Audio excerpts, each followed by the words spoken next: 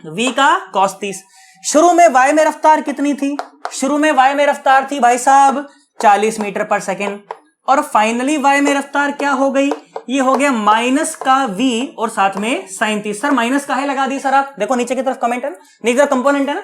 हाँ ये बात समझ आ गई। और अभी थोड़ी देर पहले ही आपको बताया गया था कि एक्स डायरेक्शन में रफ्तारें चेंज नहीं होती, क्योंकि एक्स डायरेक्शन में तो कोनो एक्सेलरेशन ही नहीं होता है ना, बोलो। एक्स डायरेक्शन में कोई एक्सेलरेशन होता नहीं है। मैं लिख देता हूं क्या यहां पर? अच्छा ये क्या लिखा मैंने यहां पर? ये क्या लिखा? अच्छा यू वाई लिख दिया और वी वाई लिख दिया, ठीक है। और एक्स डायरेक्शन में कोई एक्सेलरेशन होता नहीं है, और वाई डायरेक्शन में एक्सेलरेशन कितना होता है? माइनस का 10 होता है मीटर पर सेकेंड। सर ये कैसे लिख दिए हो आप? अरे नीचे की तरफ होता है ना जी, तो ये वही है। आई होप बात समझ आ गई होगी, है ना। तो जब हम फर्स्ट इक्वेशन में मोशन लगाते हैं तो vx is equal to ux plus ax into t, तो x तो 0 है, तो vx is equal to ux, vx is equal to ux। I hope हमें बात समझ आ रही होगी यार, है ना। आ जाओ सुनो ध्यान से देखो।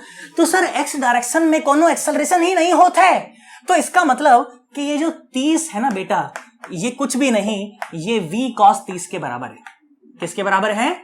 ये v के और cos 30 के बराबर है। आई होप हमें बात समझ आ रही होगी यार, पक्का पक्का एकदम 110%, है ना। आ जाओ सुनो। तो भाई साहब 30 is equal to v into और cos 30 कितना होता है? √3/2 होता है। बहुत बढ़िया भाई साहब, है ना। तो v आ गया हमारे पास। v कितना आया? ये आया 3 दूनी 6, 60/√3 और मीटर और पर सेकेंड। सोच करके देखो, अगर मुझे v पता चल जाए तो क्या मुझे vy पता चल जाएगा? हाँ बिल्कुल पता चल जाएगा भाई साहब। देखो यहां से vy निकाल लो। vy क्या हो गया? vy हो गया v का sin 30, v का sin 30। तो भाई साहब v कितना है? v है 60/√3, है ना, और इसका sin 30 मतलब कि 1/2, तो ये आ गया कितना? 30। तो भाई साहब vy कितना आ गया? vy आ गया 30/√3 मीटर पर सेकेंड। बहुत बढ़िया साहब। सर vy निकाल करके सर क्या हो जाएगा सर vy से? अब ध्यान से देखो, तो आपको uy भी पता है, आपको vy भी पता है। अब फर्स्ट इक्वेशन ऑफ मोशन का आप इस्तेमाल कीजिए, किसमें? y डायरेक्शन में। तो y डायरेक्शन में जब फर्स्ट इक्वेशन ऑफ मोशन लगाइएगा तो क्या मिलेगा? vy is equal to uy plus ay into t, यही हो जाएगा ना। आ जाओ चलो सारी चीजें पुट करते हैं, देखो अच्छे से अपने अपने जगह पर पुट करते हैं। vy कितना है?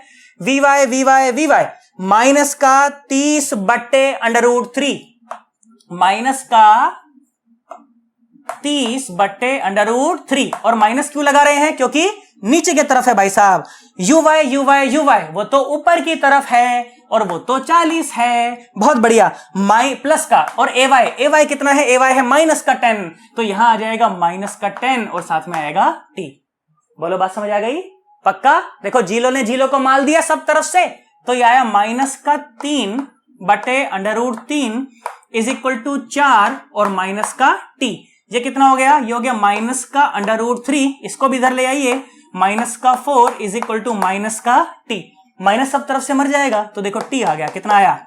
4 प्लस √3 और ये आ गया सेकेंड, 4 प्लस √3 सेकेंड। आई होप हमें बात समझ आ गई होगी भाई साहब, प्राण नहीं निकले होंगे हमारे। बिल्कुल छोटा सा सवाल है भाई साहब, हाँ ना बोलना पड़ेगा। सिर्फ क्या करा गया, इस लाइन को शिफ्ट करके हम लोग यहां पर ले आए, तो मुझे पता चल गया कि जब पार्टिकल हॉरिजॉन्टल के साथ 30 डिग्री बना रहा होगा, उस समय ये इनिशियल वेक्टर के साथ 83 डिग्री 83 डिग्री बना रहा होगा।